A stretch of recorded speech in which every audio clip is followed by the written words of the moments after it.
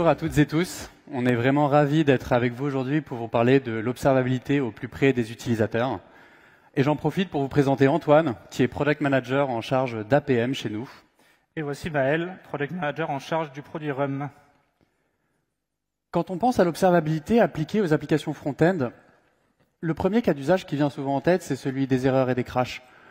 Et pour cause, finalement, il y a peu de choses aussi frustrantes en tant qu'utilisateur final qu'une application qui ne fonctionne tout simplement pas. Alors les erreurs, elles sont bien entendu importantes.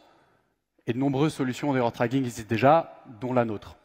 Petit rappel théorique sur le sujet, Error Tracking va regrouper ensemble plusieurs erreurs similaires en fonction de pas mal de paramètres, comme par exemple la stack trace, pour vous permettre de vous concentrer sur les erreurs les plus fréquentes ou qui impactent le plus grand nombre d'utilisateurs, tout en vous donnant finalement tout ce dont vous avez besoin pour comprendre l'origine de ces erreurs et reproduire les étapes qui mènent à ces problèmes.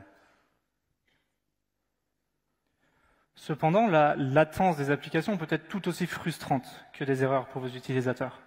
Prenons l'exemple d'une page de résultats chargeant lentement ou d'un processus de paiement qui peut prendre plusieurs dizaines de secondes à s'exécuter.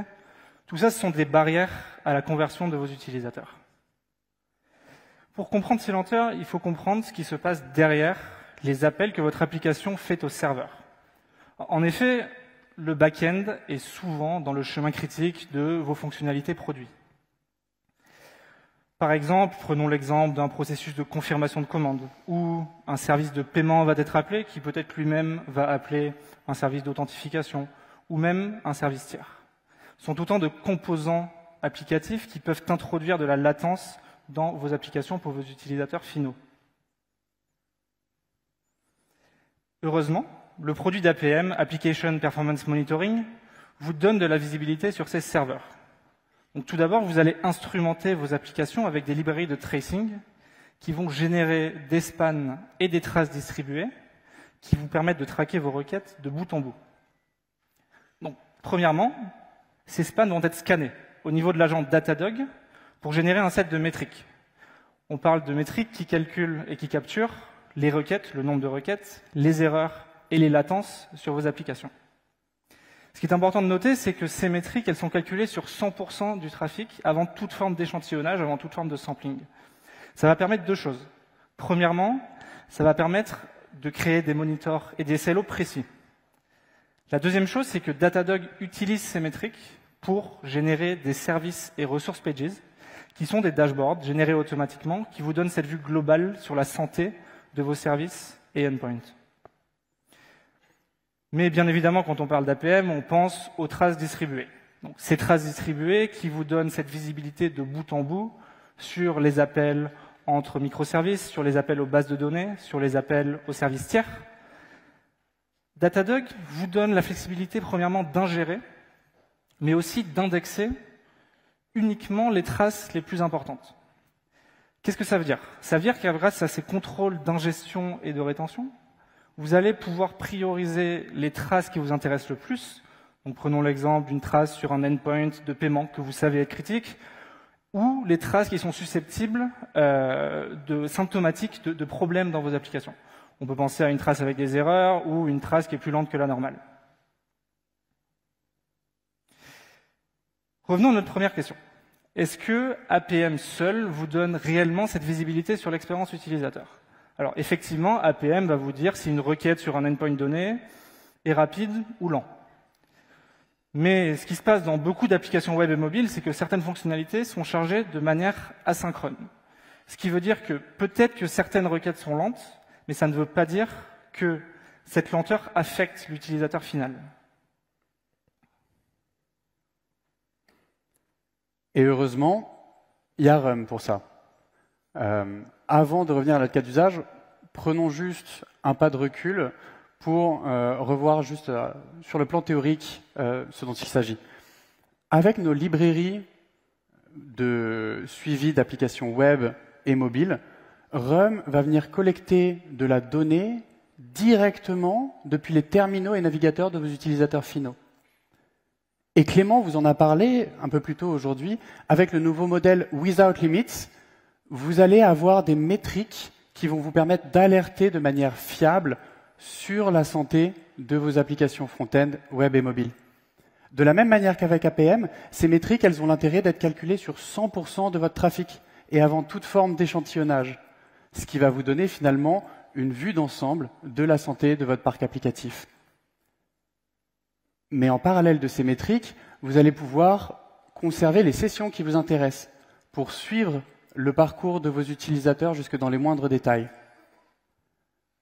Pour chacun de ces parcours, pour chacune de ces sessions, on va finalement pouvoir descendre au niveau des événements. Ça peut être les événements de navigation, le chargement de page, les actions, les tapes, les scrolls, les clics, les swipes, les erreurs, les requêtes réseau.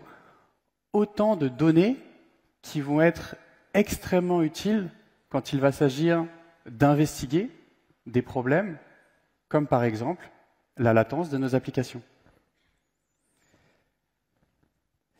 Et donc, cette vue en cascade donc, qui fait partie du produit RUM nous donne cette visibilité sur quels événements contribuent le plus. Par exemple, au temps de chargement d'une page. Dans l'exemple que j'ai derrière moi, on peut voir que la latence est majoritairement causée par un appel au serveur. Depuis cette ressource, je vais pouvoir pivoter en un clic vers la trace distribuée, qui va me donner plus de visibilité sur les appels qui sont faits entre les microservices dans le back-end, afin de pouvoir comprendre efficacement d'où vient la latence. Récapitulons.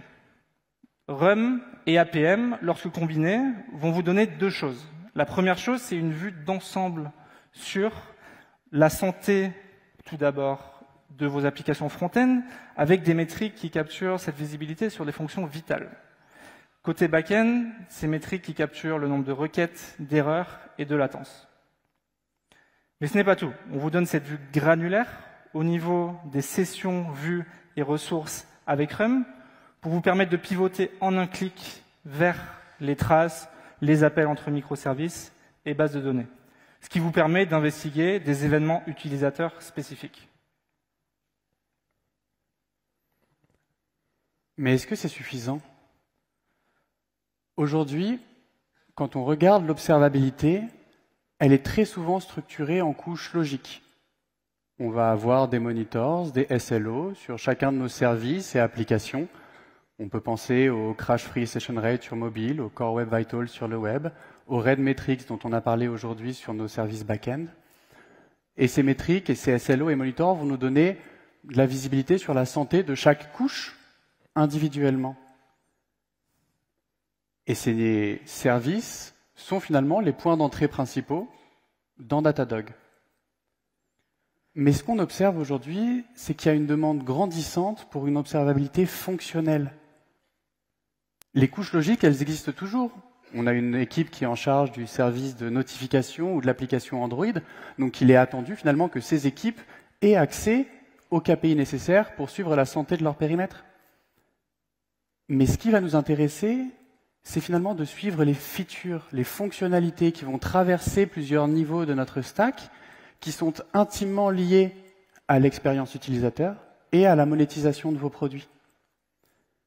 Et c'est pour cette raison qu'on est ravi de sortir une nouvelle fonctionnalité qui aujourd'hui est disponible en bêta privée, une nouvelle interface qui va vous aider à traquer, à suivre ces fonctionnalités dans vos applications front-end et les dépendances back-end qui sont dans le chemin critique, pour finalement réaligner votre observabilité sur l'expérience utilisateur, la monétisation de vos produits et les fonctionnalités critiques.